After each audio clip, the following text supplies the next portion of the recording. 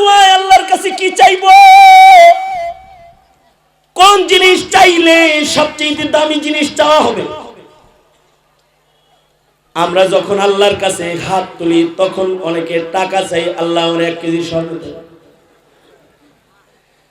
আল্লাহ এইবারের নমিনেশনটা দিয়েন, আর নিয়ত নাই এবারে লাস্ট চান্স। ওগো আল্লাহ দোতলা একটা বাড়ি দিয়েন, ওগো আল্লাহ ব্যবসাটা আরেকটু বড় করে দিন, 3টা দোকান যেন হয় কমপক্ষে। আল্লাহ বর্তমান রানিং বয়স চলতেছে 55, আর বেশি না 6 বছর, বাড়ায় দিন। এরকম চাই আমরা। কোন জিনিস চাইলে সবচেয়ে ভালো জিনিস চাওয়া হয়? আমরা তো ছাত্র ভালো না, কিন্তু সাহাবীরা ছাত্র ভালো ছিল। সাহাবী রাসূলকে বলে, ওগো আল্লাহর নবী, চাইলে আল্লাহ দেয়, চাইলে আল্লাহ খুশি হয়। দেওয়া আল্লাহর শান, চাওয়া বান্দার সিফাত। ওগো আল্লাহর নবী, আমরা যখন আল্লাহর কাছে চাইবো তো কি চাইবো? আল্লাহর রাসূল সাল্লাল্লাহু আলাইহি ওয়াসাল্লাম সাহাবীকে বলে, বিশেষ 4টা জিনিস আল্লাহর কাছে চাইলো, বিশেষ 4টে জিনিস রবের কাছ থেকে মঞ্জুর করালো। এই 4 জিনিস যে পায়, দুনিয়া আখিরাতের সব ভালাই তার নসিব হয়ে যায়।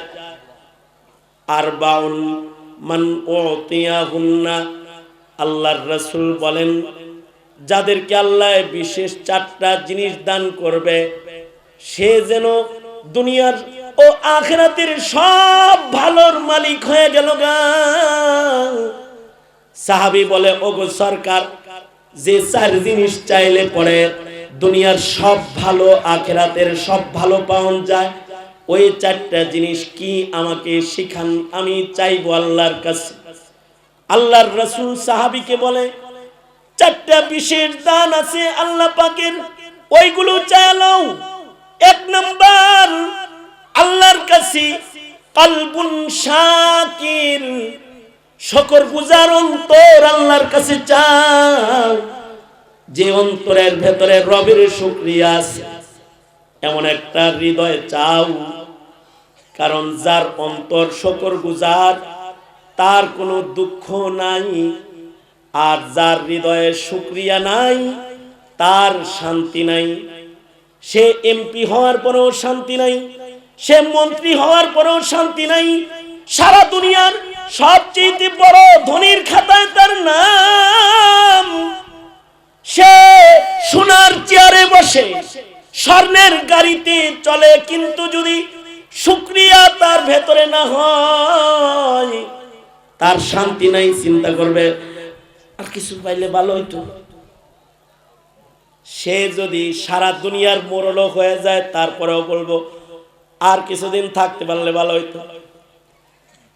সে তখন চিন্তা করবে, জমিনের বাদশাহীর সাথে সাথে আসমানেরটাও যদি পাইতাম, চাঁদটা যদি হাতে পাইতাম, দুনিয়ার সব পাইছি, চাঁদটা সূর্যটা এগুলো যদি হাতে পাইতাম। শুকরিয়া যদি না থাকে, কলবটা যদি শুকরগুজার না হয়, তখন তার আর তৃপ্তি হয় না। তারে যদি জিজ্ঞাসা করা হয় কেমন আছেন, তো বলবে ঠোঁট এমনি, এই যে এমনি বাইর করবে, ভালো না, ভালো না, দিনকাল ভালো চলতেছে না। কারণ তার যে কলবটা আছে, এটা শুকরগুজার না। এ কারণে আল্লাহর রাসূল বলে, আল্লাহর কাছে শুকরগুজার হৃদয় চাও, তাহলে আর দুঃখ থাকবে না। তখন তুমি অল্পে তুষ্ট হইবা, রেজা বিল কাযার সিফাত আসবে, তখন তুমি আল্লাহর উপরে অল্পে খুশি হয়ে যাবা। এজন্য কলবুন শাকির, শুকরগুজার অন্তর আল্লাহর কাছে চাওয়া। শুকরগুজার অন্তর কেমনে আমরা বানাইতে পারি? বহু তরিকার ভেতরে মাত্র 2টা তরিকা। বেশি বেশি জবানে আলহামদুলিল্লাহ বলা। কিছু কিছু মানুষ আছে সারা দিনে একবার আলহামদুলিল্লাহ বলে না, তাদের হৃদয়ে শুকরিয়া সেটআপ হয় না। কাসরাতে শুকর যার ভিতরে কালিমাতুশ শুকরের তালাফুজ যার বেশি হয়, তার হৃদয়টা শুকরিয়া সেটআপ হয়ে যায়। তখন তার কঠিন হালতেও মুখ দিয়া বাইর হয় আলহামদুলিল্লাহ। হাঁটতে পারে না, চলতে পারে না, তাও কয় আলহামদুলিল্লাহ। তার জবান দিয়ে কোনো আক্ষেপ নাই। আল্লাহর রাসূল বলেন আরেকটা তরিকা হলো তোমার চাইতে দুঃখী মানুষের দিকে তাকাও, তাইলে তোমার হৃদয় শুকরগুজার হবে। মিয়া তুমি দুনিয়ার লাইনে যত বড় তার চাইতে বড় দেখবা না, তোমার চাইতে ছোট দেখবা। তোমার জুতা নাই তো তুমি যার পা নাই তারে তাকায়া দেখো, যার পা নাই, যার হাতও নাই পাও নাই তারে তাকায়া দেখো। কিছুদিন আগে একটা মাহফিলে গেছি, তো শীতের ভিতরে চাদর মুড়ে দিয়া আল্লাহর এক বান্দা এসে আমার সাথে মুসাফা করেছে। প্রচন্ড কনকনে শীত, উত্তরবঙ্গের শীত, দেহ পুরাটা ঢাকা। হাত বাড়ায় দিছে, আমিও বাড়াইছি, কিন্তু আমার হাতটাকে বাম হাত দিয়ে ধরছে। আমি চিন্তা করতেছি, বাম হাতে আমারে ধরলো, একটু পরে আমার কানের কাছে মুখ এনে বলে উস্তাদজি ও হুজুর, আজকে আমি আপনার সাথে বাম হাতে মুসাফা করলাম, কিন্তু অমুক সালে আপনি আমাদের এলাকায় বয়ানে আসছিলেন। ও হুজুর, আমি কিন্তু আপনার সাথে দুই হাতেই মুসাফা করছিলাম। সড়ক দুর্ঘটনায় আমার একটা হাত আল্লাহ লয়ে গেছে, আজকে আর আপনাকে আমি দুই হাতে ধরতে পারলাম না। তবে কত বড় রহম আমার ওই মালিক আমাকে করেছে, সড়ক দুর্ঘটনায় আমার একটা হাত নিলেও আর একটা হাত তিনি নেন নাই। এই হাতটা তো আমার দিয়ে গেছে, এটাও যদি নিয়ে যেত, আমি আমার দুই হাতে জীবনে কত গুনাহ, আমার দুনো হাতই যদি আল্লাহ লয়ে যেত, তাহলে আমি আপনাকে স্পর্শ করতে পারতাম না, বাম হাতেও আপনাকে ধরতে পারতাম না। তার যে দুই হাত নাই, কিন্তু একটা হাত যে তার আছে, এইটার শুকরিয়া তার হৃদয়ে ভরা।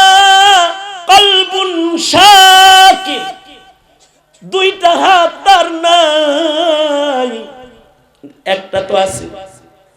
এই যে শুকরিয়ার অন্তর যেটা, এটা আল্লাহর কাছে বড় দাম। এই শুকরিয়া যার ভেতরে এসে যায়, তার দুনিয়ায় আর দুঃখ থাকে না। হাজার অসুস্থতার ভেতর দিয়েও, হাজার দুঃখের ভেতর দিয়ে তার মুখ দিয়ে বের হয় আলহামদুলিল্লাহ। হযরত মাদানী বলতেন, মুসিবত মে উলঝকর মুস্কুরানা ये मेरी फितरत है। অনেক মুসিবতে মুস্কি হাসি দিয়ে একটু আলহামদুলিল্লাহ বলা, এটা যে আমি মাদানীর আদত হয়ে গেছে। আল্লাহু আকবার, এটা আদত বানানো। কলবুন শাকির, আল্লাহর রাসূল বলেন এইটা আল্লাহর কাছে চাও। আল্লাহর রাসূল বলেন দ্বিতীয় নাম্বার আরেকটা জিনিস আল্লাহর কাছে চাও, ওয়ালিসানুন যাকির, এমন একটা জবান আল্লাহর কাছে চাও যে জবানে আল্লাহর নাম উচ্চারিত হয়। মুসলমানের ঘরে বহুত বান্দা এমন আছে যার জবানে আল্লাহর নাম উচ্চারিত হয় না, যার জবানে সারা বছরে কোরআনের একটা সূরা তেলাওয়াত হয় না, যার জবানে সারা বছরে আমর বিল মারুফ হয় না, নাহি আনিল মুনকার হয় না, যার জবানে সুন্দর কাউলুম মারুফ খায়রুম মিনাস সাদাকার যে জিকির, এটা তার মুখে হয় না, হয় না।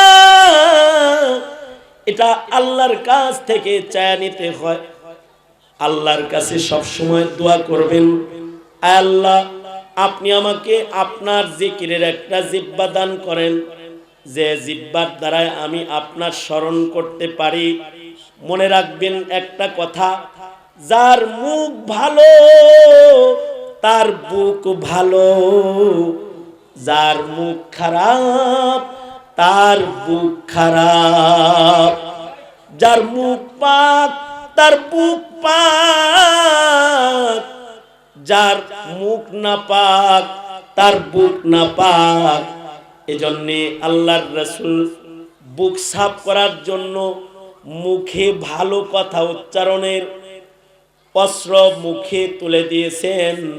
আল্লাহর রাসূল বলেন, লিকুল্লি শাইইন সিকালাতুন ওয়া সিকালাতুল কুলুবি যিকরুল্লাহ।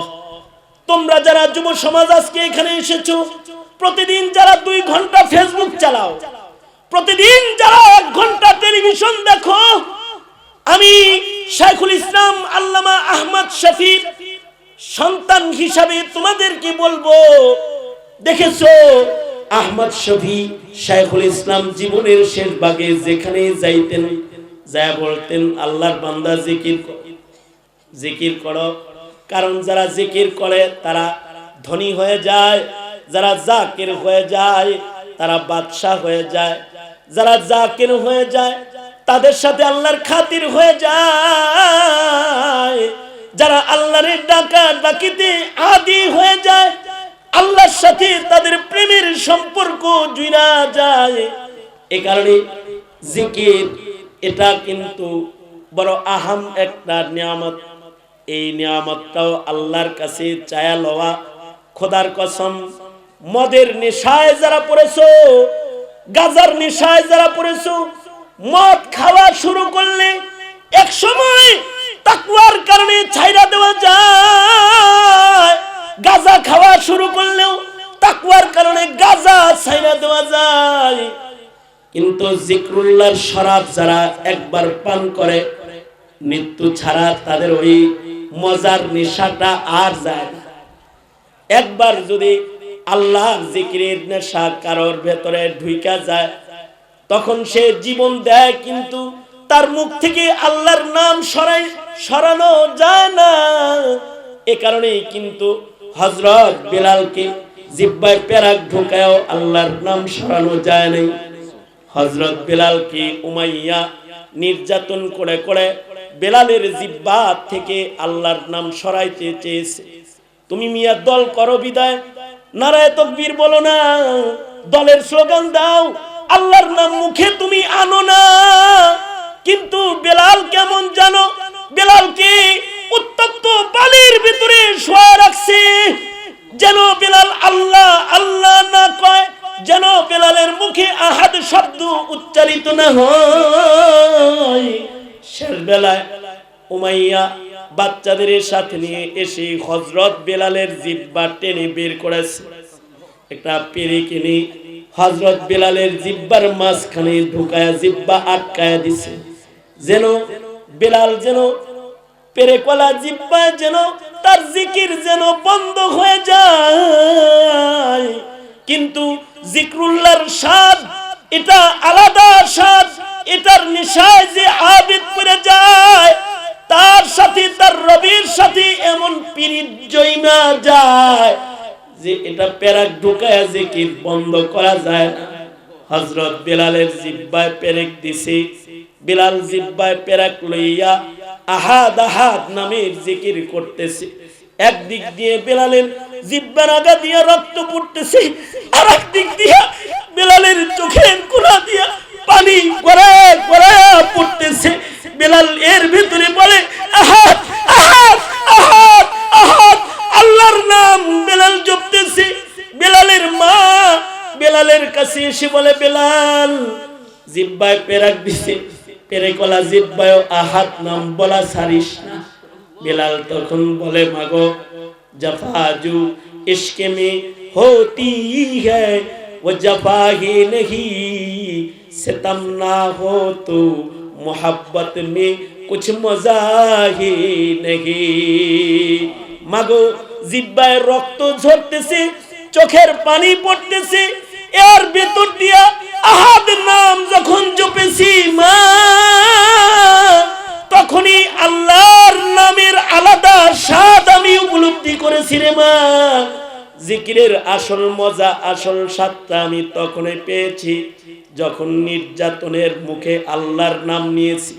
যারা হুমকি দিয়ে মুমিনের মুখের জিকির বন্ধ করতে চাও, মনে রাখবে জিকরুল্লাহর শরাব যারা একবার পান করে ফেলায় তা করে মারা যায়, তাদেরকে শহীদ করা যায়, কিন্তু তাদের জবান থেকে ইলায়ে কালিমাতুল্লাহর বাণী কেড়ে নেওয়া যায় না। তবে এইটা আল্লাহ পাকের কাছে চেয়ে নিতে হয়।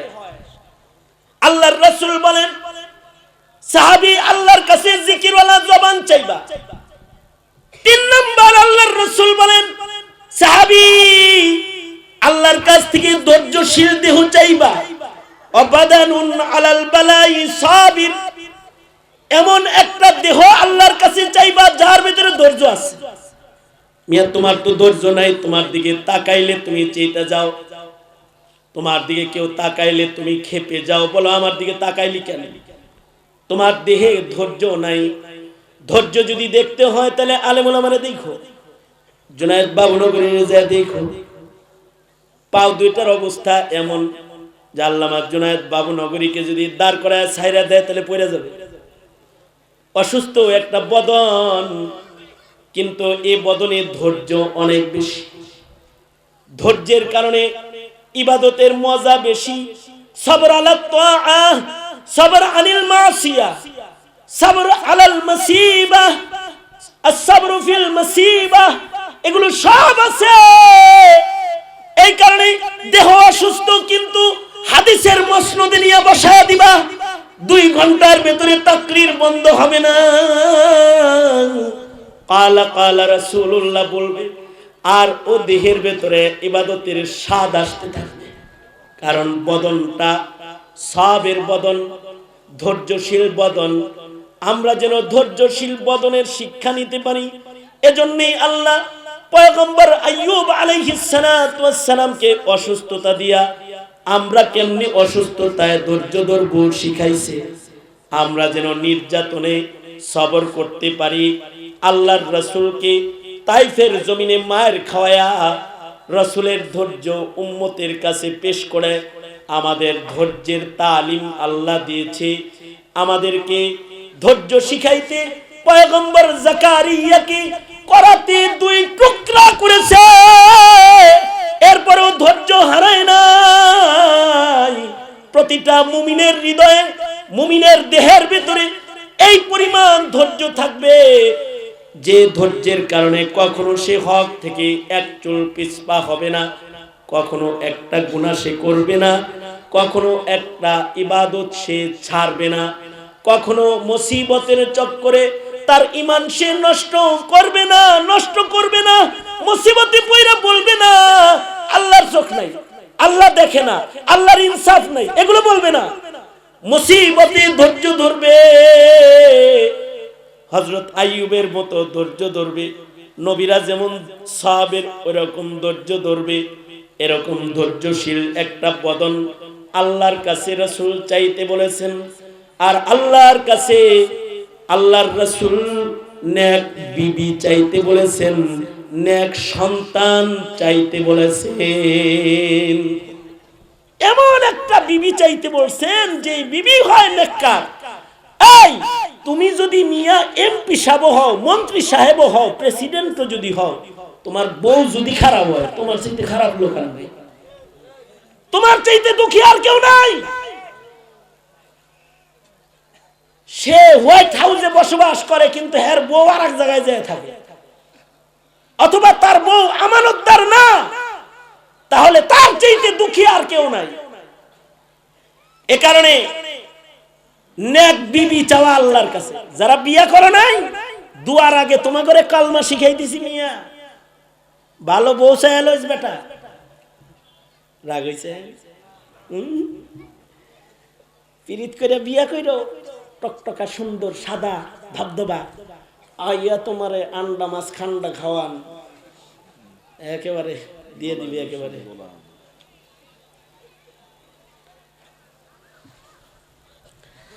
অনেকে আছে বিয়া শাদী করে, অনেক দামি শ্বশুর বাড়ি, রসের হাড়ি শ্বশুর বাড়ি রসের হাড়ি, ধৈরা আনছে এমন একটা দাজ্জাল, ওর জীবন শেষ, ওরা জিন্দগির পর পঙ্গু বানায় ফেলবে। এই অবিবাহিত গ্রুপ অফ ইন্ডাস্ট্রিজ লিমিটেড যারা আছে, বিয়ে করেন নাই কারা কারা হাত তোলেন তো দেখি। হাত তোলো, হাত তোলো। বিয়ে করো নাই কে কে? হাত তোলো। এই সব বিবাহিত, বিয়া করেন নাই কারা কারা? কার কার বিয়া করণ পড়ব তারা তারা হাত তোলে। ভালো বউ চাইবেন ইনশাআল্লাহ। ওই পিচ্চিরা চিন্তা করতেছে আমরা কেমনে হাত তুলি, ও চিন্তা করতেছে আমি ছোট মানুষ, আমি যদি হাত তুলি। ভালো একটা বউ চাইবেন, ঠিক আছে? আচ্ছা, বউ পেয়ে গেছেন, এইবার আপনি ভালো একটা ছেলে চাইবেন, সন্তান চাইবেন, ভালো একটা মেয়ে চাইবেন পর্দানিশীন, ভালো একটা ছেলে চাইবেন নামাজি, নেককার, আলেম, হাফেজ। মনে রাখেন, এখন মুসলমানের ঘরে নাস্তিক বেশি জন্মাইতেছে, মুরতাদ বেশি জন্মাইতেছে। নিজেই নেক সন্তানের দোয়া করে না। ভালো ছেলে চাইবেন, যে ছেলে আপনার জন্য হবে কুররাতু আইন, যেখানে বিবির দোয়া ওখানে এই দুটোটাই কুররাতু আইন। রব্বানা হাব লানা মিন আজওয়াজিনা ওয়া যুররিয়াতিনা কুররাতা আয়ুন। এই দুটোটার দ্বারা মানুষের চোখ শীতল হয়। ভালো একটা বউ হইলে চোখটা ঠান্ডা, ভালো একটা সন্তান যার হয় তারও চোখ ঠান্ডা হয়ে যায়। সঙ্গত কারণে এই দুটোটা কার কাছে চাইবেন মা জানে। বিয়ে করছেন তাহলে ভালো একটা ছেলে আল্লাহর কাছে চাইবেন, ভালো একটা মেয়ে আল্লাহর কাছে চাইবেন, সন্তান চাইবেন। আল্লাহ তাআলা এমন ভাবে সন্তান দেওয়া জানেন যে বিয়ে ছাড়াও দেওয়ান জানেন। যেমন হযরত মারিয়াম কি আল্লাহ তাআলা বিয়ে ছাড়া সন্তান দিছে না? হ্যাঁ। হযরত জাকারিয়াকে আল্লাহ তাআলা যৌবন ছাড়া সন্তান দিছে না? বুড়া বয়সে যৌবন নাই, আয়েশা বউ জামাই, আবার হইলো আকের বন্দা, তার ভিতরে কয় আল্লাহ একটা বাচ্চা দেন, ওয়ারিস দেন।